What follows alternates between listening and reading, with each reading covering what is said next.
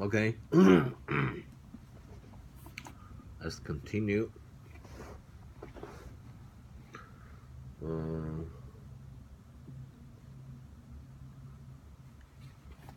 yeah, thank you, Free. Proceed.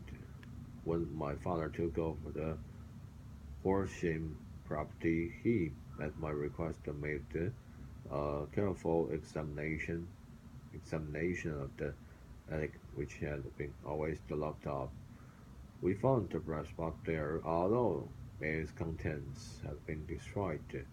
On the inside of the cover was a paper label with the initials of KKK repeated upon it. The latest memory, the receipts, and the register written beneath. Their we presume indicated the nature of the main papers which had been destroyed by the colonel Overshaw. For the rest, there was nothing of much importance in the attic save a great many scattered papers and notebooks bearing upon my uncle's life in America. Some of them were of the wartime and showed that he had done his duty well and has the won the repute of uh,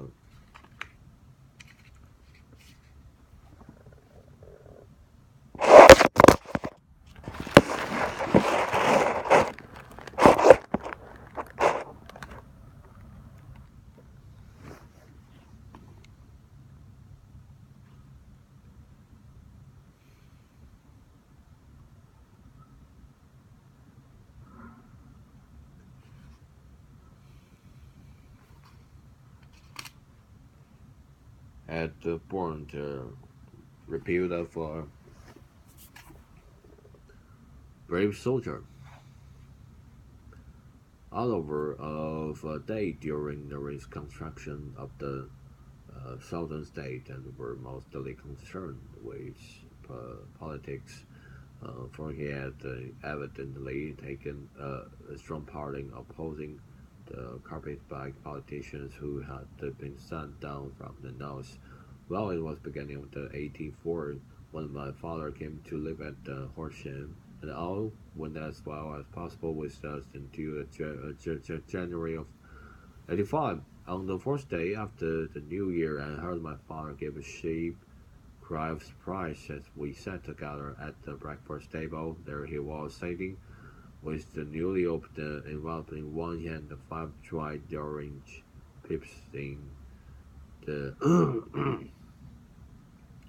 outstretched palm of the other. He had always stopped at what he called my cock and bull story about the colonel, but he looked very scared and positive now that the same thing had come upon himself. What? Why?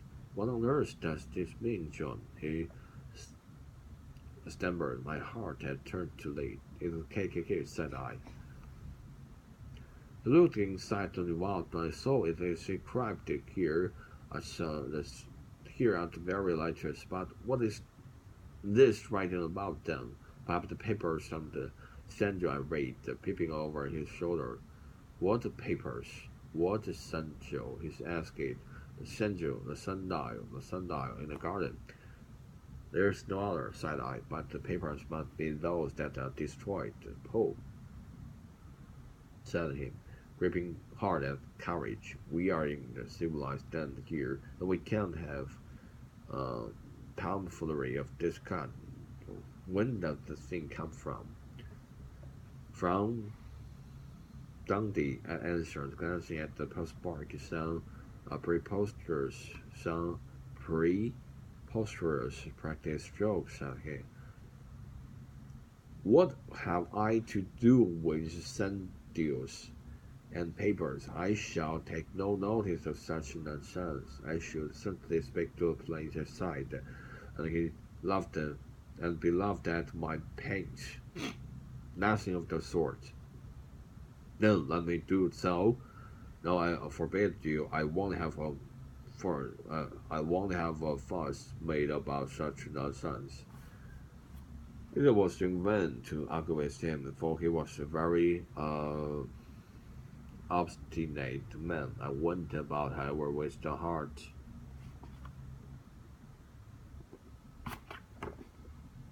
with a heart which was full of forebodings. On the third day after the coming of the light, my father went from home, and with another from his major free body who is in command of one more, who is in command of one of the forts upon Portsdown Hill.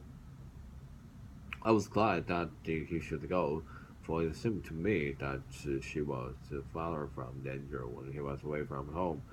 In fact, however, I was in narrow. Upon the second day of his absence, I received a telegram from the major imploring me to come at once. My father had fallen over one of the deep chalk pits which around in the neighborhood. I was lying, and was lying senseless with a shattered with a shattered skull.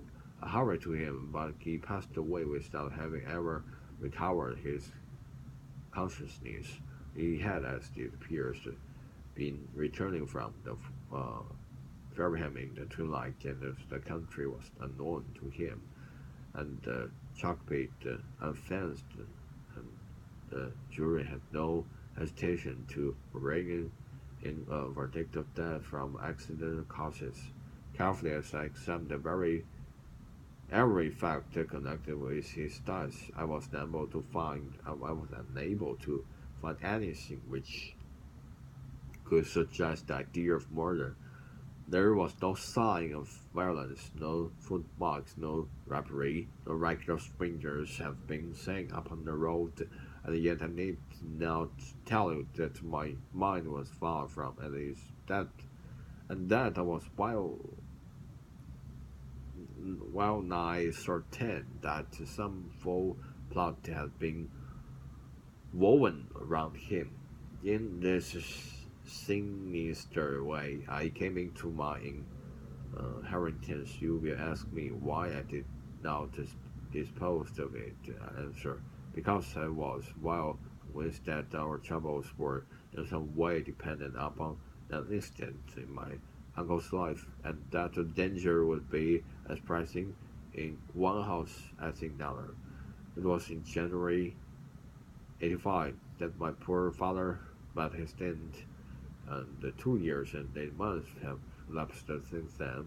During that time, I have lived heavily at worship, and I had begun to hope that this curse had passed away from the family, and that it had ended with the last generation. I had begun to take a fond comfort to swim. I were yesterday morning the blow falling the very shape in which it had come upon my father. The young man took from his waistcoat a crumbled envelope, and turning the table, he shook out upon it 5 little dried orange pips. This is the envelope, he continued.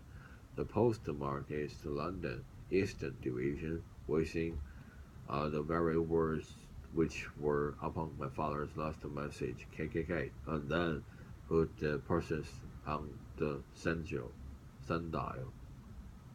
Put the persons on the sundial. What have you done? Asked Holmes. Nothing, nothing, to tell the truth. He sunk his face into his thin, white hands. I feel helpless. I have feel like one of those poor rabbits when the snake is rising towards it. I seem to be in the grasp of some a ceaseless, inexorable evil, which no foresight had, and no precautions can guard against them. Ta-ta! Cried Sherlock Holmes. You must act, man, or you're lost. Nothing but energy can save you. This is no time for despair. I've seen the police. Oh, that they listen to my stories and smile. I'm convinced that Inspector have formed the opinion that the letters are all practical jokes, and that the deaths of my relations were really accidents, as the jury state, and were now to be connected with the warnings. Holmes shook his clenched hands in the air.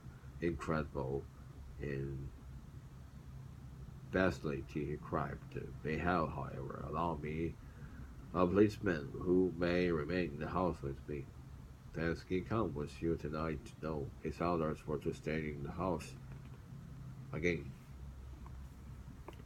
Holmes raved in the air. Why did you come to me? He cried. And above all, why did you not come at once? I did not know it was only today that I spoke to Major Prater Guest about my troubles and was advised by him to come to you. It is really two days since you have the light. We should have acted before this. You have no further evidence. I suppose that them that which you have placed before us does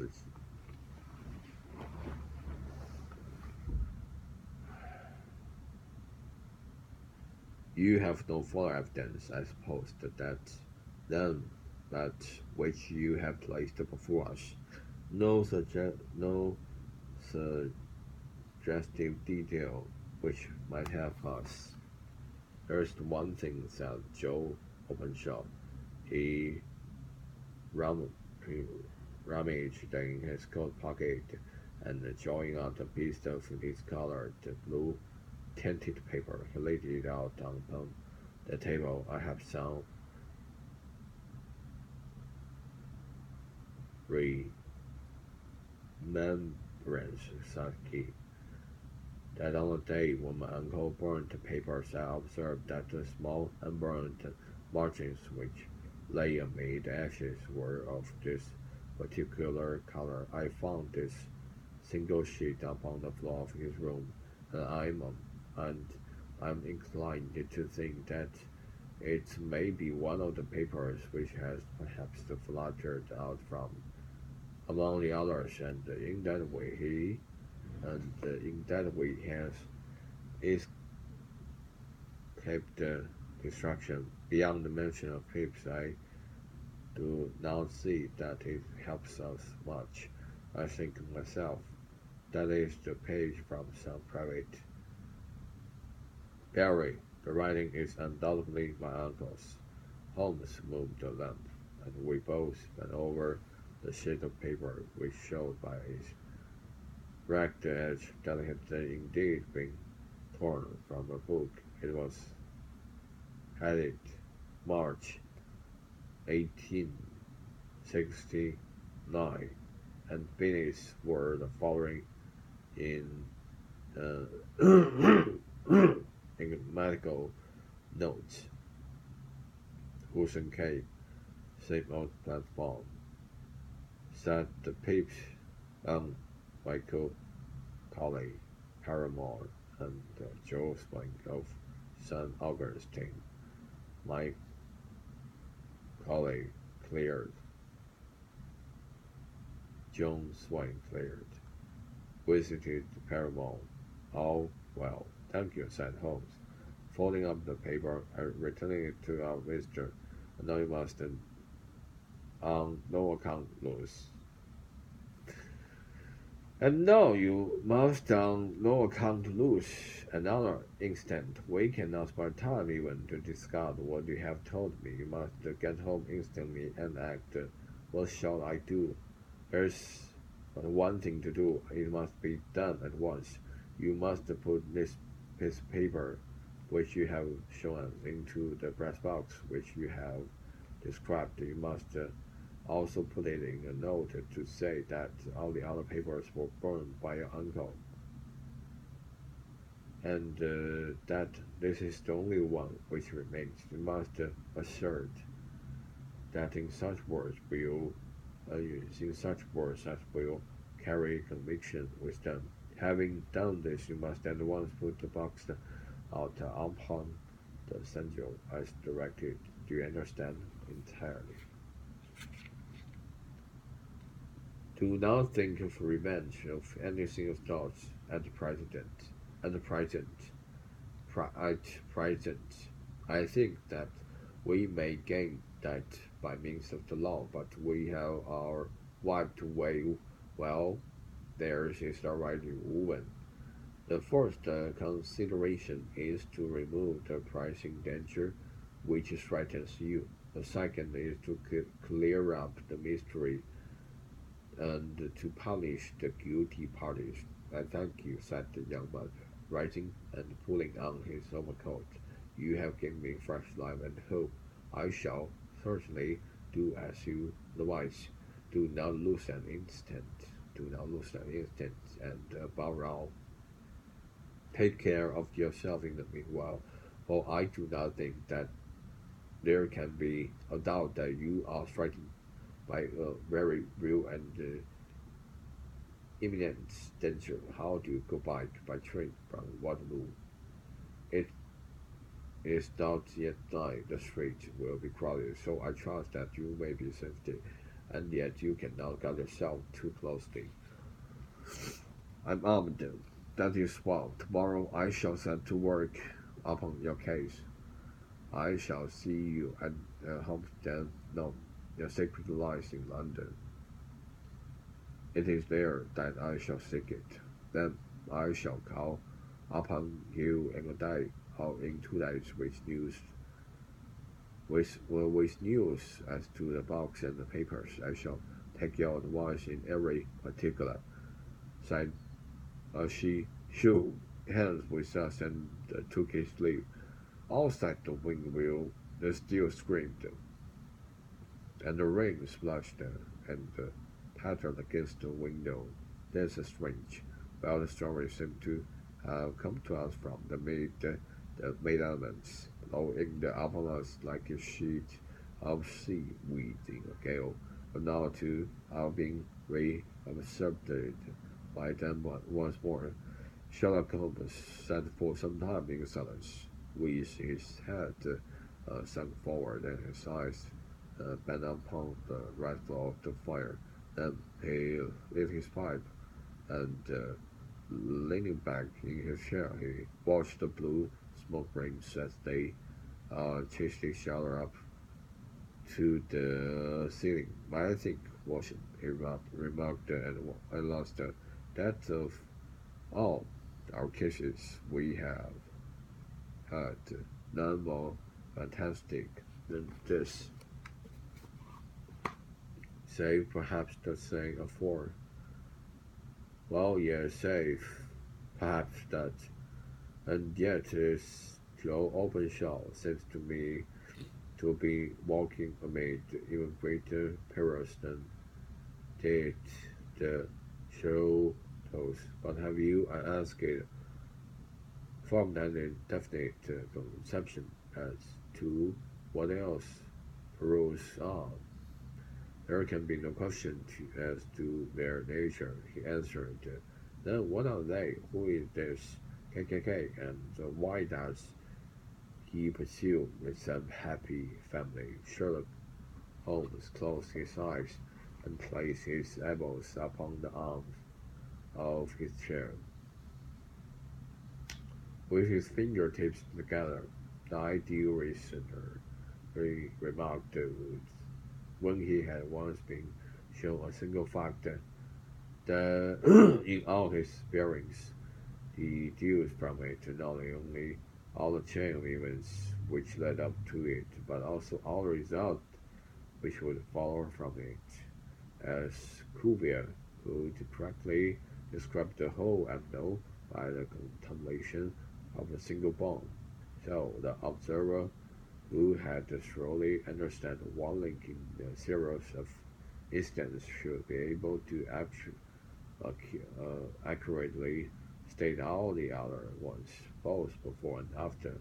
We have not yet grasped the result which the reason alone can attain to. Problems may be solved in the study, which have baffled all those who have sought the solution by the aid of their senses. To carry the art, however, to its highest pitch, it is necessary that the listener should be able to utilized all the factors which have come to his knowledge, and this in itself implies, as you will readily see, a perception of all knowledge, which, even in these days of free education and in uh, cyclopedias, in, is a somewhat rare accomplishment.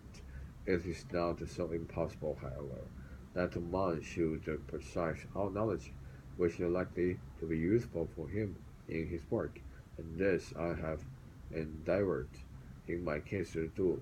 If I remembered rightly, you on one occasion in the early days of our friendship defined my limits in a very precise fashion. Yes, I answered, laughing. It was singular document. Philosophy, astronomy, and politics were marked as zero, I remembered. Botany, variable, geology were found as regards the most things from any region within 5 miles of town. Uh, Chemistry, eccentric, anatomy, systematic, sensational literature, and crime records unique. Violin player, boxer, sportsman, lawyer, and self-poisoner by cocaine and tobacco. Those, I think, are the main points of my analysis.